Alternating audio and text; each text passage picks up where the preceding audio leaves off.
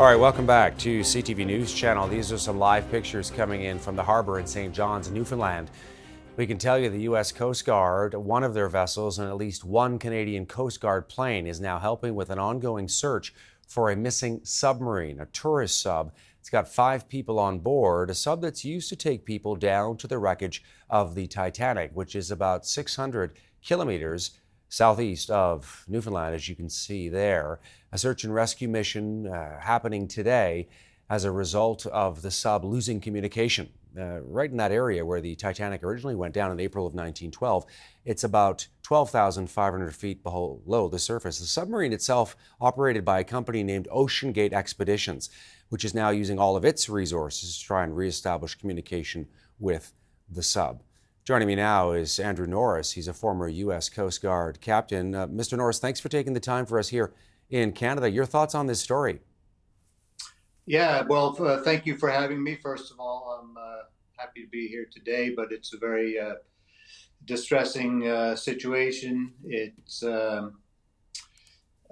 so initial thoughts are the hopes and prayers for the people that are aboard this missing submersible. What can you tell us about these kinds of tourist expeditions, just in terms of how they operate, the safety protocols that are in place, a sub of that type?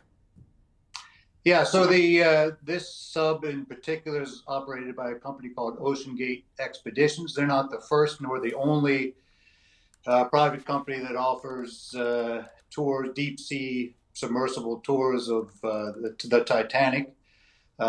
This particular company operates a submersible called the Titan.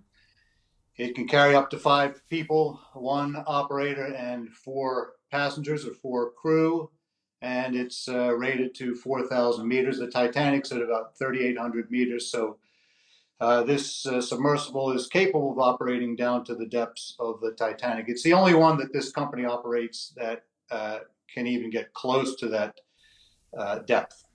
Yeah, we're showing our viewers here, Mr. Norris, some of the information you were giving us. 5 people, which includes, of course, a crew member, 1 pilot, then people on board, 4 people, a depth of 4,000 meters, which is, more than 13,000 feet. Also 96 hours of life support, which, if you lose contact with a sub, of course, in this situation may be crucial. Tell me how a search happens for this kind of thing, because, again, the sub is relatively small.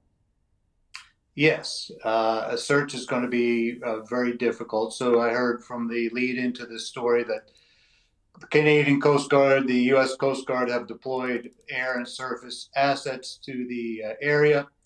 Those assets would be able to detect it and render assistance if it reaches the surface on its own.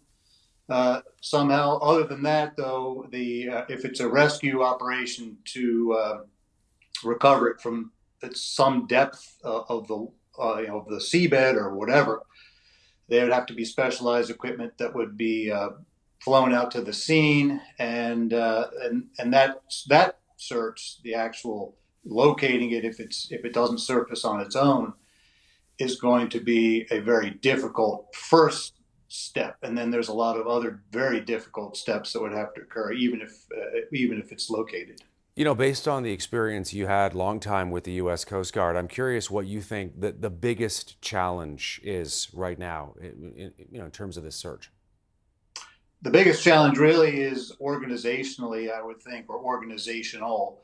It's one thing to deploy, as I said, an aircraft or a surface ship.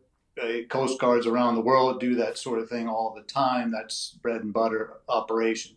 To put together a rescue operation down to the seabed, if in fact that's what has to happen, that's a infinitely more difficult proposition.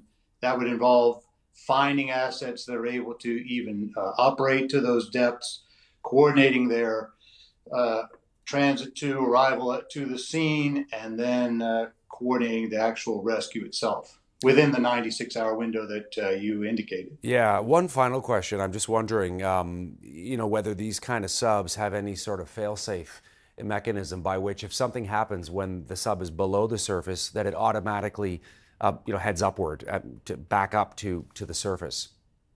Yeah, this particular sub is advertised as having what's called a real-time health monitoring system. That's not health of the passengers, that's health of the sub. That system's supposed to provide, and I'm just quoting from the website, provides early warning detection for the pilot with enough time to arrest the descent and safely return to the surface. So if that system worked properly, then there's some hope that what if there was a fault, that the pilot was able to take some steps and bring it back to the surface. The ascent rate of submersibles like that is something in the area of 30 meters a minute. So unclear exactly when this went missing and whether this is within the window of what one could expect in terms if with a normal ascent rate. So there is a system aboard. And with, again, hopes and prayers that that system operated as designed, which would enable the pilot to safely reach the surface.